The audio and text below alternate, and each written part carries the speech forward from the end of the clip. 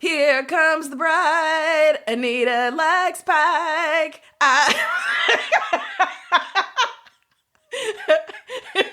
That's all I got.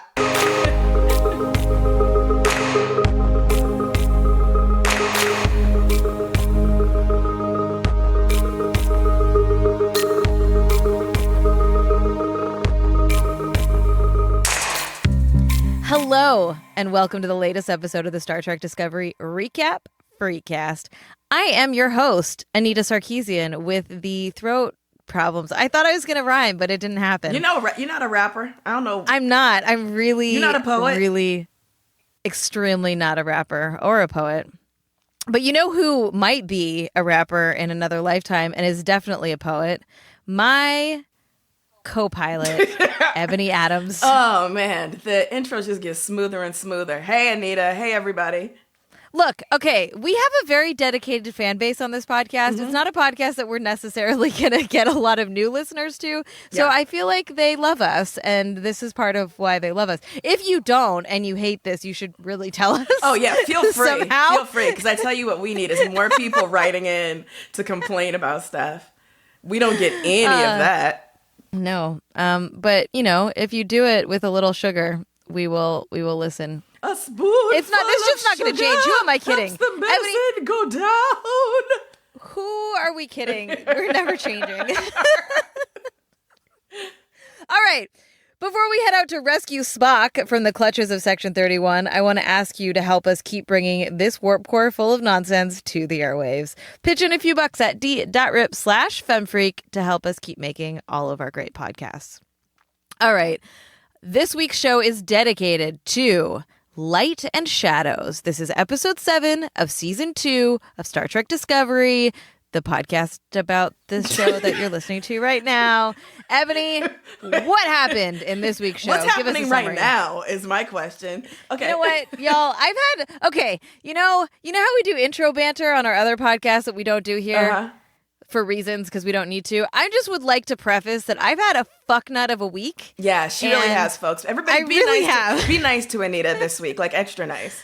Yeah, so, you know, just, I'm here. We're doing this. Also, Anita has the cold this week that I had last week, so there's going to be a lot of like, man, I wish we had cough buttons like we were in a real studio, so you could just press the button when you cough. It's going to sound raggedy is my point. Anyway, Captain's Log. In researching what is left of the Red Angel signal over Kaminar, Pike and Tyler, Anita's boyfriend, end up in battle with time itself. Oh, wait. Pike is my boyfriend, not Tyler. Why not a group marriage, Anita? Why not a throuple? Okay, wait, let's discuss this specifically in relation to this episode. Mm-hmm. I like this. We'll come back to it. Yeah, okay. So I'm writing that down so that we remember to do it. Anyway, last bit of the summary. Giorgio has a few tricks up her sleeve for Leland in Section 31. And boy, does she ever. I was waiting for a badass fight scene between Giorgio and Burnham, and I got it. So, yeah. Yeah, man, they delivered that for sure. They really did. All right, let's dive in to the discussion. Yeah. All right, so... So you just watched the episode this morning, correct? I mean, we're recording this on a Friday, so episode aired last night. I am one of those goofy folks that like keeps refreshing the CBS All Access app so that to see if like it is available even a minute early. But you took the time to actually get a good night's sleep, so you probably have better things to say. Anita, what are your reactions? I'm just saying, I was at the vet for 4 hours yesterday. I was not about to come home and watch Star Trek Discovery. Yeah. Okay. Listen, given what we know about how it affects you emotionally, that's probably smart. Well, here's the thing is, okay, this is an interesting episode in that, like, I actually enjoyed it. I enjoyed watching it. I didn't, like, feel badly about it. But there is so much highly illogical. Like, I don't know. I don't know how we're going to separate these sections on our podcast this week because the whole thing. I actually wrote.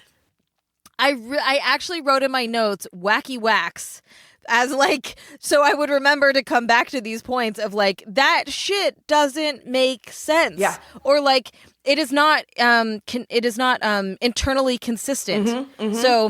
So that's the stuff that happened a lot in this episode. But overall, like I enjoyed it. Yeah, it was an entertaining episode. I would love to hear from our 3 listeners.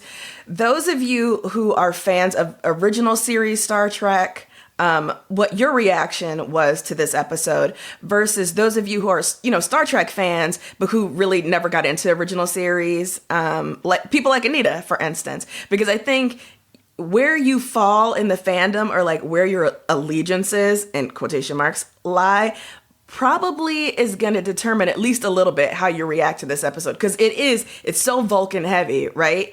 But also, so it's not just, part of it is set on Vulcan, but we get Spock, but also, like, at the end, we find out they're going to go to Talos 4. We'll come back to that, but that's huge. That's huge. Yeah, I don't know what that means. Just real quick. So Talos 4 is a setting from the classic 2-parter, The Menagerie, from the original series, which is where we meet Captain Pike and find out that Spock used to be his first officer. So, it's huge that they're going there. Like, this is not a small kind of allusion to some, tiny bit of Star Trek lore. This is huge. This is where we first learned about Pike in the Star Trek universe and about the relationship between Spock and Pike.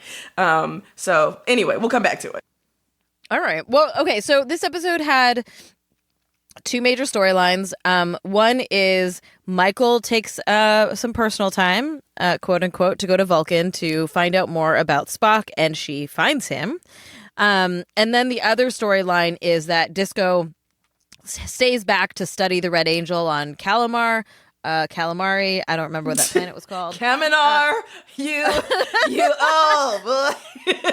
Calamari, Anita. Really? Calamari. Whatever. Anyways, and so there is a timey-wimey component to this. All right, let's talk about Michael and Vulcan and Spock and stuff. I think that was like the bit we've been waiting for, right? Like it's been 6 episodes of building up to this moment of we finally find Spock. Did you feel it was a little anticlimactic that like Amanda was just hoarding him in this hall of like Patra stones? Yeah, I really, really did. So here's the thing. When we first, are with Burnham in the shuttle, landing at her family compound, it struck me in a way that it hadn't struck me before through all my years of watching Star Trek. How much of Vulcan we see is about the privileged members of Vulcan society, right? So essentially, Burnham is raised by the wealthy and elite, on Vulcan. I wonder what it would have been like if, she had been fostered by some like Vulcan factory workers. Not hugely important to the story. And yet it is because, Amanda says during the course of the conversation after Burnham finds out that her foster brother Spock has been straight up just carving into the walls in the family basement. Amanda's like, yo, I'm a diplomat's wife. Get into it. Don't get froggy with me. I'm keeping my son back. So I feel a little bit like I'm torn on this situation. Mm-hmm. I know that they're trying to lean into the human versus Vulcan mentality here with Amanda being like, I'm protecting my son, which is an emotional decision. Mm-hmm. And Spock, Sarek is like, this is not the right choice to make here because it's not the most logical choice. And how dare you undermine me? So I get that that's what's happening. I don't like the gendered implications of it though. Yeah. Right? That like, you could, if the roles were flipped in terms of gender, then I would not have this issue or think about it this way. But like, it is very much the sort of mommy trope, the like, the protect your bear cub kind of thing that's happening here, and that she's being so irrational in order to save her child. Like, of course she's going to protect her kid. Like, he's going to go on trial for murder potentially, and he's not doing well. And like, I don't know if locking him up in the basement is going to help him any, but I also don't know how long she thought she was going to be able to get away with that. But, Also, how did it just like, so Michael said a few words to her and was like, please let me help him. And she was like, okay. When the whole time she's been like, nope, lying to everybody. Nope. Of course, one of the interesting things, I absolutely agree with you that, that that whole storyline is playing into this whole, like, you know, mommy takes care of your emotional needs, daddy kind of takes care of pragmatic, intellectual sort of aspects of your life, and it encourages your development along those lines. But I was really excited by the revelation that Spock suffers from, I don't know that suffer is the right term here, but has, oh God, what is it called? Latactari. Latactari, right? So essentially, you know, Star Trek universe version of dyslexia. I have been... Well, Vulcan version of it, yeah. Right, but I mean, like, in the Star Trek universe, like, this is how they're going to offer this. I have been really interested and excited by the way Discovery has been tackling disability. You know, so Saru and his anxiety, the wheelchair using crew member who hopefully will show up again, you know, now Spock and his learning disability. I'm really hoping this isn't something that just gets dropped. I'm also hoping that his latactari, because it is not dyslexia, you know, even though that's kind of the way we're supposed to understand it. But I'm also hoping it doesn't become just synonymous with, like, Asperger's light or something, which is what often happens in fiction. I'd be very curious to hear what disability activists, specifically looking at media, are how this develops and their perception of it, and if they like it or not. Like, we're not experts in this arena necessarily. Right. And we don't know what's happening here yet, right? Like, we don't have enough information necessarily to determine whether, like, they're doing a good job of representing this particular disability or not. I will say, like, so here's definitely a highly illogical moment. So here's the thing about this episode is they throw in a bunch of new shit that happens in the past to justify the trajectory of the episode or the future. And that stuff, like, I am happy to give a pass for a lot of it, but I think that there was so much shit, like, shoehorned in at once that I had a hard time accepting it. Yeah. Okay. So first of all, him having latactari and it being a surprise to everybody except his mother. Why would that surprise you? He literally has a foster sister that we've never heard of. Like, that doesn't. I mean, I think that you're fairly unique in. I am not fairly unique. And can I also mention this? I don't know if you've ever seen the Star Trek movies prior to the J.J. Abrams reboots, but Spock has an older brother, Sybok, who's like 6 years older than him. Where the fuck is he? Thank you. I'm like, when we flash back to those scenes of Spock and Burnham as children, Sybok should be all up in that house. Like, Sarek was raising him. Is he the biological child of Amanda and Sarek? No, he's the biological child of Sarek and some Vulcan princess whose name I don't know, because my fandom doesn't go, that deep. But like, he was raised in that same house. And we never see, like, apparently, and I wrote this in my notes, Vulcans talk about members of their family only when, like, absolutely fucking necessary. They will just straight up pretend your ass doesn't exist unless you are in their line of sight right there. So I think it's that coupled with like, she read Alice in Wonderland to them as kids, as if, like, she did it secretly behind Sarek's back. So, like, her son has a learning disability. She didn't want him to be ridiculed by Vulcan because he's biracial or by species. I don't know what they call it in this world. And, like, it felt very. The attempt to be poetic here felt very contrived to me in a way that I was like, fine, like, I'll go along with this, but I'm certainly going to point it out on my podcast that 3 people listen to. Right? like it's that kind of shit. And then I don't know, like it was a lot. It was a lot, specifically in those scenes. So there's an article that Caro, friend of the Star Trek podcast, vital co-host on the FemFreak Radio cast, a Polygon article about, like, things we learned about Spock that I read last night, and we'll share the link. But one of the great things in that article is the writer talks about how in that specific scene, Spock, Burnham, and Amanda were doing bold face, like, scene work. Like, there was just a lot going on from absolutely everybody, and it was a little much. It just felt like it was a little much from finding out that Amanda has been hiding Spock all this time. The revelation that, Sarek is going to, say, yeah, essentially, okay, take my boy to Section 31. The revelation that Spock has, had Latak Tarai this whole time. It was just a lot. It was a lot.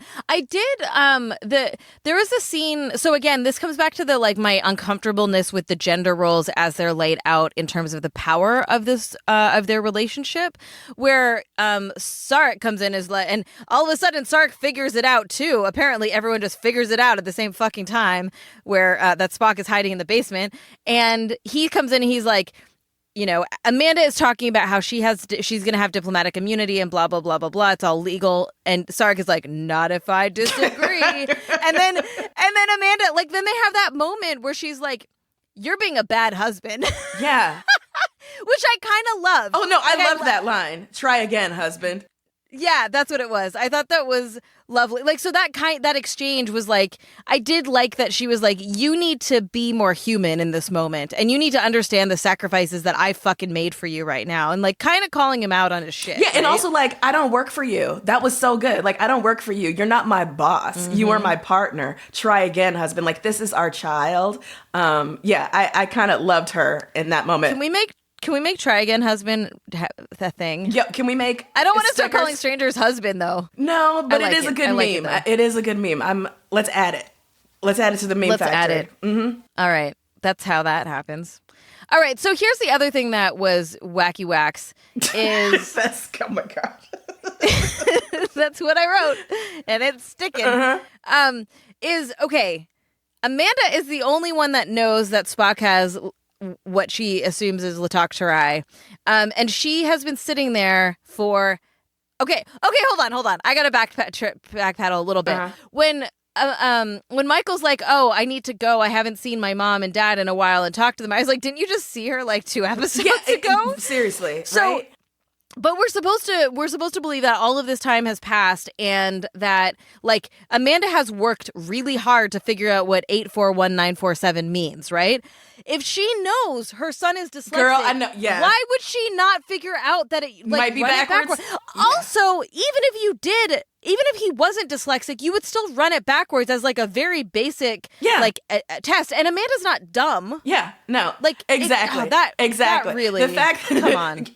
Of course, everybody watching it, when we get the Latak Tarai news and the numbers, everyone is screaming at their screens, it's backwards. And so for them to actually use it's backwards, it might as well have been it's the equivalent of it was all a dream. It was just so lazy. Work a little bit harder. I'm super here for a learning disability, and if that is a real thing that they continue and use and do something well around, but I hate it if they're using it for this plot point. Exactly.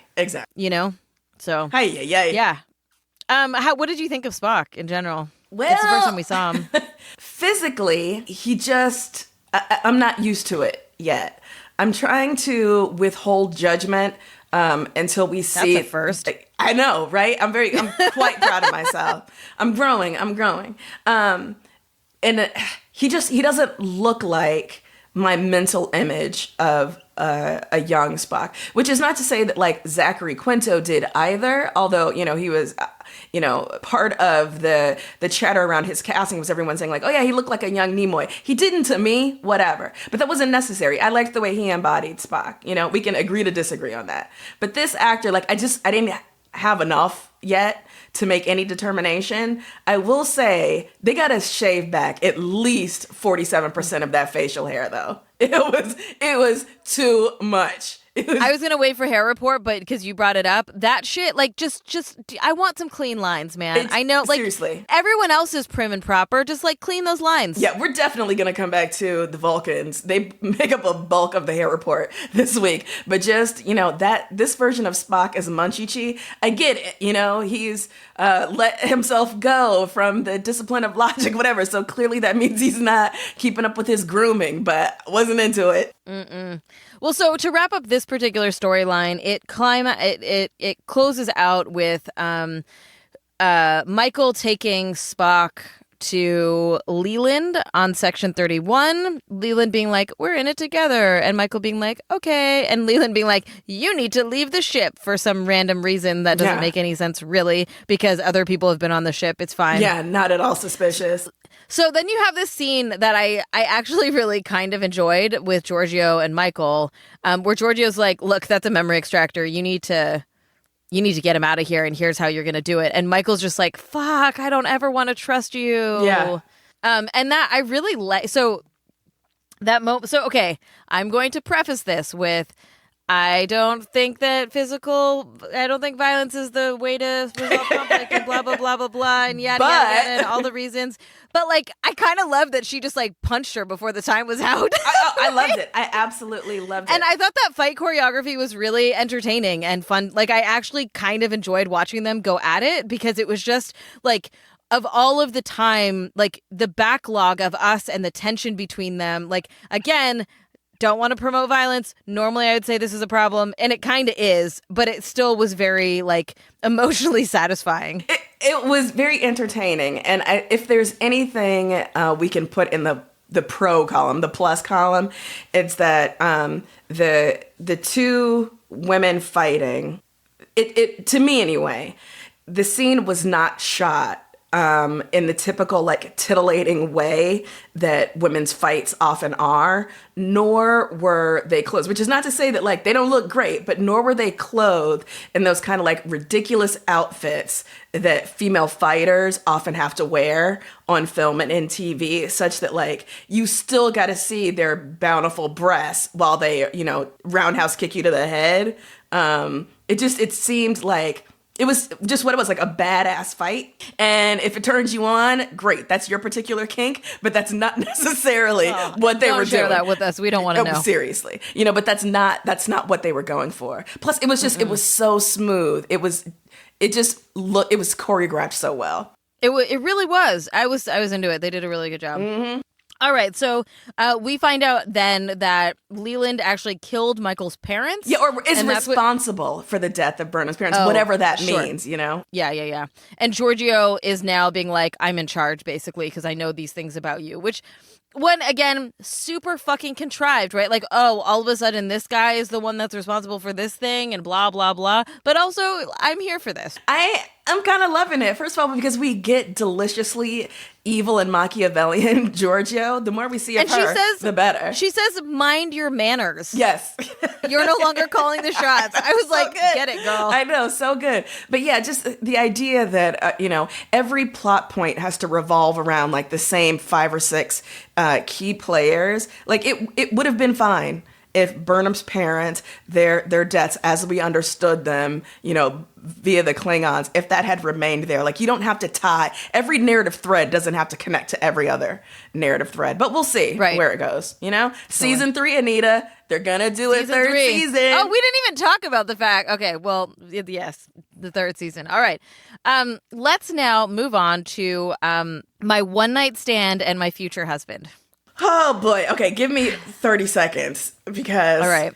At the start, this is how you infect my brain. At the start of the show, we were getting a lot of Pike, and I was like, I guess I can see why Anita thinks he's attractive. I don't, but, I can see it. And I caught myself being happy for you that you were getting lots of, like, good Pike face in this episode. And then I remembered who I was and was like, nah, fuck this. But yeah, you're coming around. Your two boys got to go away, in a shuttle and get some bonding time. Tyler's not my boy. He was my mistake. No. He was my mistake for one episode. He's the guy that you come back to, maybe you visit home over Thanksgiving break and you're in college. And he was the guy He's so extra. You love him.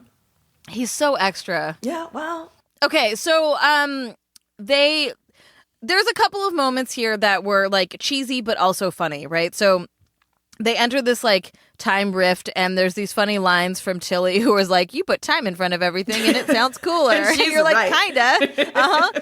And then there's a moment where she's like, a time tsunami, not as cool as it sounds. Mm-hmm. And you're like, oh, I love you. I do love. And we get not very much Tilly this episode, or Saru for that matter, but we are going to wind up getting more Arium for a while, and I'm very excited about this. Yo, like... Okay, here's the thing. I think I brought this up last week. All of a sudden, Tyler and Pike are like enemies, and it doesn't make any sense. So at the beginning of this episode, Tyler's like, why didn't you tell me about Michael? And Pike is like, I gotta tell you nothing. And he's like, yes, you do.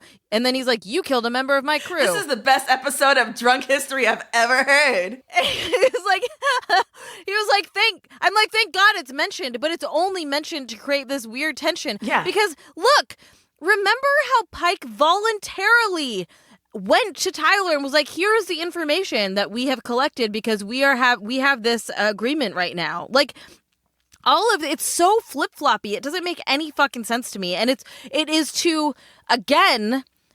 simply to raise the stakes of this particular episode to create tension so that they have to work together to survive in the end, right? Yeah. Like, I hate that. You need to be internally consistent, and that is a bad showrunner.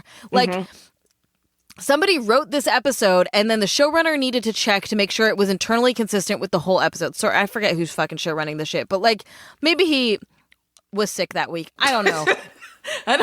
Well, hopefully there are redundancies built into the creative process. So even if the showrunner does have the flu that week, someone else on the production staff can step up and be like, you know what, this seems to run contrary to what we set up last week. But yeah, I totally agree that each episode almost seems to do like a kind of emotional reset, whereby whatever has gone before only, remains in play as long as it serves that week's episode.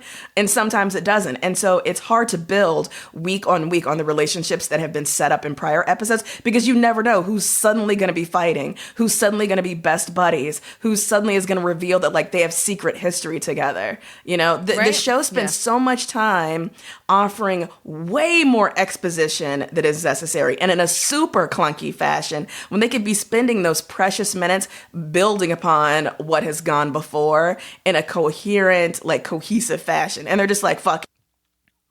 Yeah, really.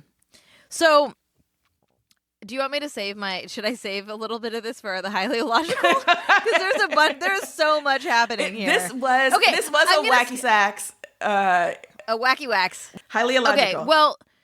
Okay, so we're going to go into highly illogical, but there are things that I want to talk about in the rest of this episode. So here's some shit that really pissed me off. All right. They are on the bridge. Okay, so Pike and Tyler, I don't know why it's Pike and Tyler, but whatever, goes into like launch a probe into the temporal effects or whatever, the anomaly or whatever. And they go and a bad thing happens, and Tilly is like, they're going to die of radiation in 5 hours. And Saru is like, you know who can bypass temporal anomalies? Fucking Stamets. You know who can do whatever? You know who can do whatever we need that person to do in this particular fucking episode? Stamets. If it's not you, Tilly, it's Stamets. It does not matter what it is. One of the two will be able to do it. There is no part of me that believes that Stamets knows that much about temporal time shifts. Yeah. Like, he's not an expert in temporal anomalies. So, like, he's like, whatever. Anyways, agreed. But here's the thing. So, in the next scene, you have Tilly and Stamets together, and he's like, holy shit. And she's like, holy shit. And he's like, that's a lot of radiation. And she's like, yeah, they only have 4 hours to live. It took you 1 goddamn hour to get from the fucking bridge to engineering to explain to Stamets that your captain is about to die? Anita, you are better than that. This is an Ebony type complaint. No, the complaint where you're like, how long did it fucking take you to get from the bridge down to science? That made me so mad.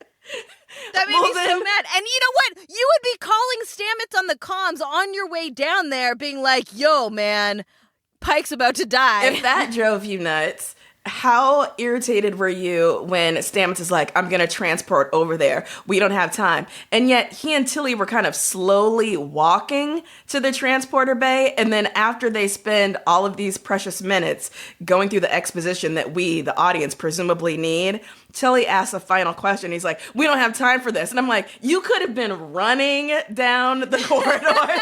You were taking your sweet monkey ass time. What are all up those until this marathons point. for? You know, exactly. You know, or why didn't you just transport, you know, directly from science bay? Like, when you need to be able to transport from anywhere in the ship, Star Trek will allow you to do that. Other times you gotta, you know, spend that precious expository time slowly ambling down the corridors. So the other thing that was happening in that moment too was that so he was like, the temporal distortions are useless to the human brain. Like you can't make sense of them because for science.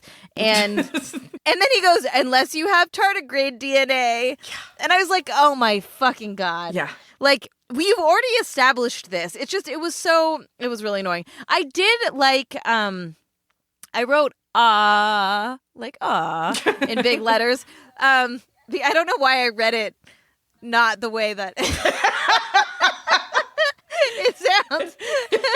But I really liked when Stamets was like, trust the math, trust yourself. I wouldn't let anyone send me in and out of time. It was so cheesy and dumb, but I it liked was really it too. sweet because I love when they're like, Tilly, be kind to yourself. You are amazing. And I like her being reminded of that. Same.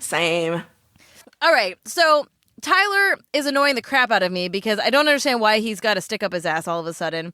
Is that an offensive term? I don't know, but, you know, It might be. Anyways. I have this weird, completely false, like I'm rewriting history in my mind regarding my reactions to season 1. And even though I talked trash about Tyler in basically every episode in which he appeared, for some reason, I have this memory that I liked him more than I did, and that I liked. No, you did not. I know, I didn't, right? But I guess I'm thinking in comparison to this season, even though I might not have liked him much in season 1, who he was and what he represented was so much more interesting, you know, especially his wrestling with having Vok inside him, like being two people.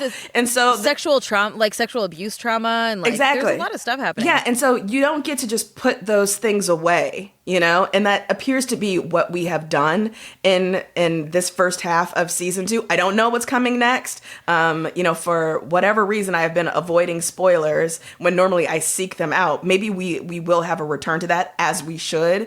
But I just feel like for right now, he's just taking up space. You know, he doesn't. I feels like they don't know what to do with him. They really don't, and yet I feel like they knew that he was a fan favorite, so he came back, and he could be put to much better narrative use. Yeah, I agree, and a little more internally consistent on like how heavy, like what he represents is very heavy, and they could actually use that to their benefit in some ways. Yeah. And they could create really interesting tension and relationship drama with that, but they're just not doing it. Yeah, and I think, you know, one very bold and potentially problematic way they could go would be to have some really kind of like deep scenes between him and Hugh. Dr. Culber, who he killed, right? Like, Dr. Culber should not have to deal with him. But if he does... Or Dr. Culber refusing to, exactly. Right? Being like, I get to... Yeah. Yeah. And what's going on with that? Apparently it does not matter. Because our captain, everybody, has decided he's the best one to pilot this ship towards the temporal rift.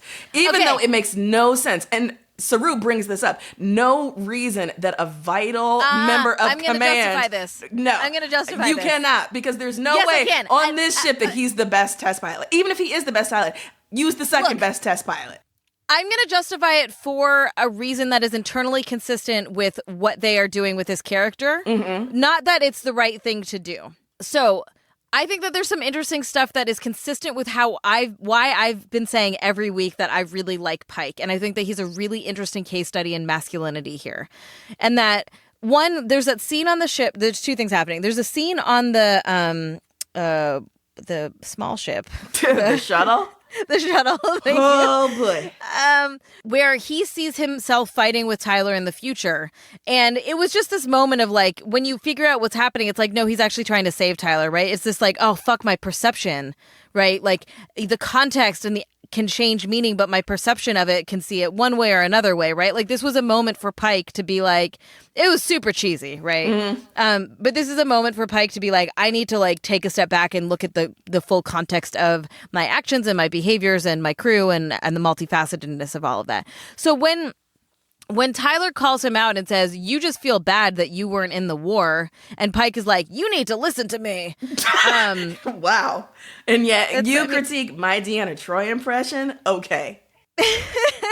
So I think that there was a really lovely wrap up of all of this, because Pike wasn't wrong that they should waste fuel, right? Like that was justified and that was a way that they were found. But also at the very end, Pike actually fucking admits that Tyler was right and that he feels guilty about being left out of the war and that he accepted this mission and other things in order to like sort of justify that. The fact that you have a white dude in charge that's like in a very powerful position that is like, I fucking hate you, but I'm going to admit to you that you're right because that's the right thing to do and this is how I grow. Like, fuck yeah, man. That is so internally consistent with the things that I like about his character so far. You argue that, Ebony. No, you've offered me a lot to think about. I hadn't, thought about it in those terms. I admit that my trouble with it is, a problem that I've had throughout the series. Whenever the captain, it's kind of a joke that that Kirk was as much like he was an action hero just as much as he was like the executive officer, the head executive officer of the ship, in a way that would never actually fly. In any kind of like military or even quasi-military situation, like it just would contravene all protocol, So I'm coming at it from that standpoint. But what you're saying, yeah, it makes sense, and I think it's a very interesting reading. Do I think that Pike actually would have gone this route?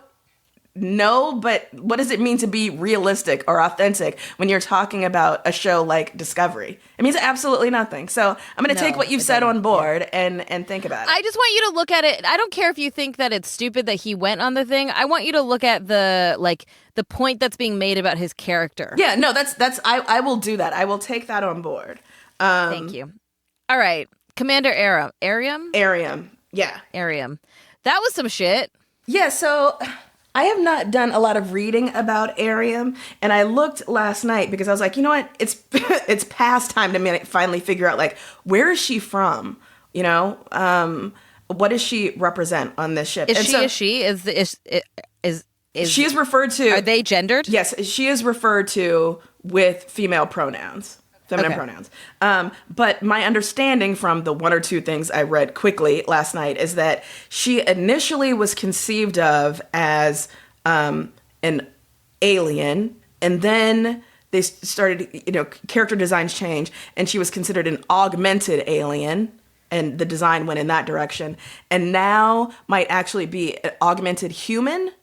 And I'm not sure what that means. All I know is she looks fucking amazing. I love seeing her. I am so glad that even if for just one episode, we see her get taken over by the Red Angel or those probes that they stole straight out of the Matrix movie, I'm so glad that we're going to get to see more of her. And I hope we get, like, is backstory even something you can say about, is she like purely android? I don't know, but I'm here for it. Yeah, I'm super into it. Like, so she was hacked by the probe is what it appears happened. Yeah. And so she might end up being like, a sleeper spy or something like that. Arium, Battle Angel. Ready for it. I will watch that movie. Yep, me too. Okay. There is so this is the cheesiest fucking line, but I can't. My little social justice heart was like, we're in the middle of a fight for the future. And then Pike says, we're always in a fight for the future. And I was like, oh God, too real, so real right now. Come on. I'm going to do my best not to disrupt your wedding when you and Anson Mount get married. But you might have to put me in the back of the church because I'm going to be making stank face the entire ceremony. You're going to be running it. I will actually perform the ceremony. That is probably the best way to keep me in line is make it so that I perform the ceremony and that I get to write your vow.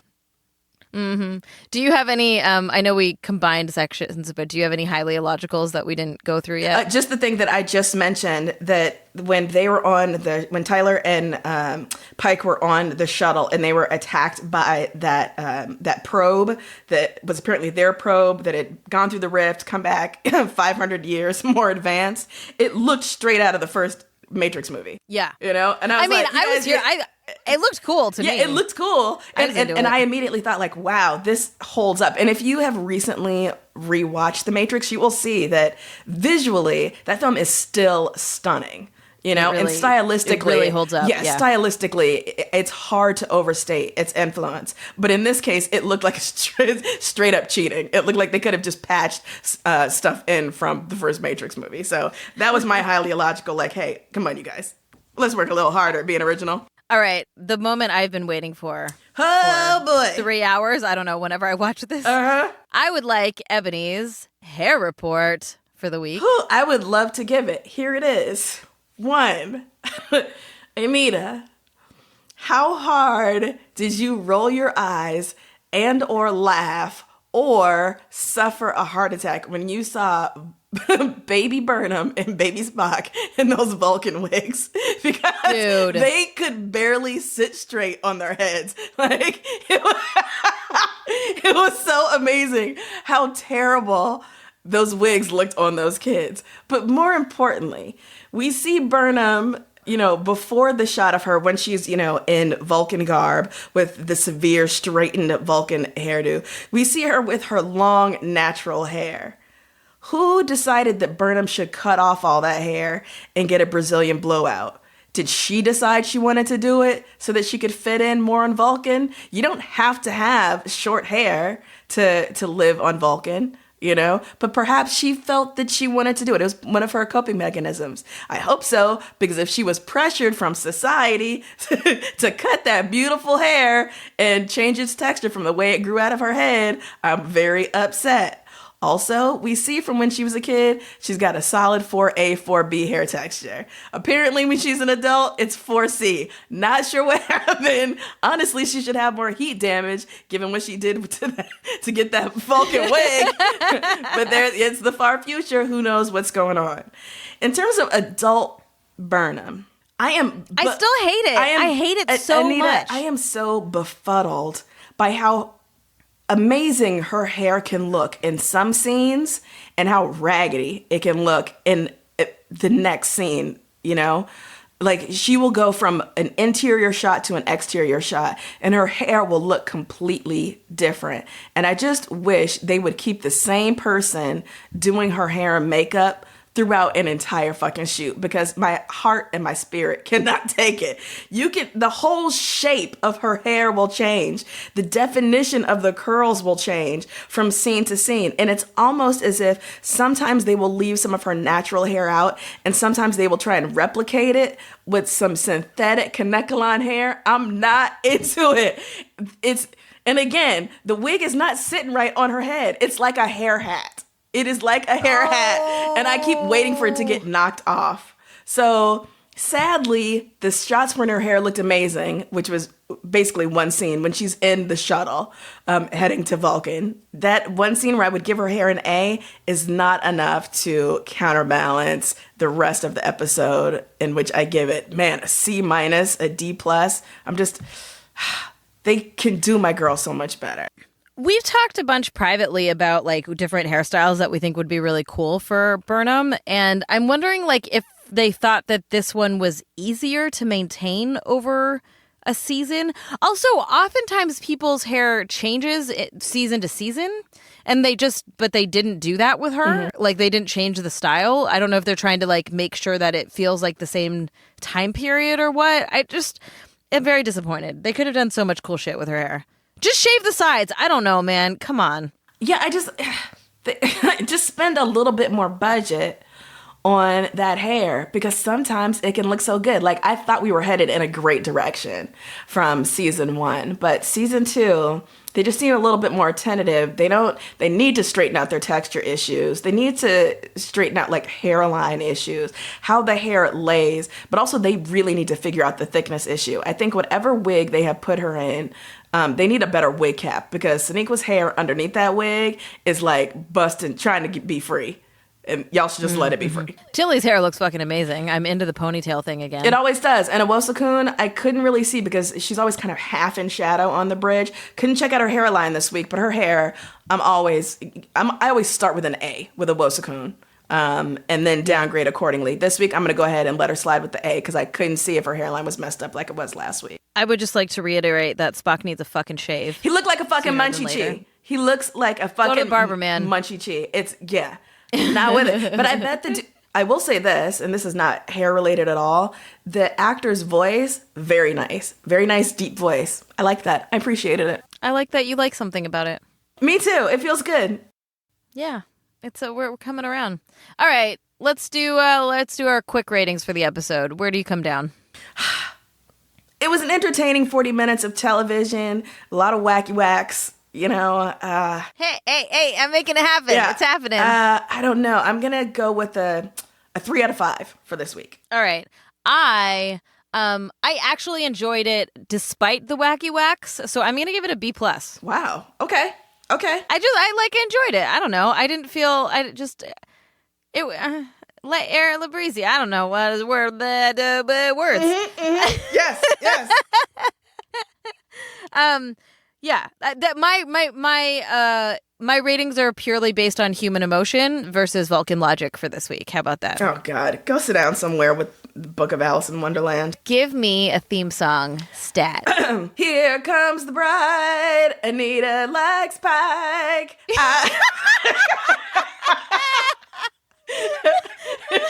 That's all I got. Oh my God. I don't even think I can finish the show. I was not expecting that. Me either. I love it. I can't wait for my wedding. Mm-hmm. All right. Oh man, if anyone ever wanted to do fan art, I would love Be careful what you ask with for Pike. here. Please do that. I know that's never going to happen, but I would love it. All right. That's it for this week. Join us next week and every week to see what's up on the USS Discovery.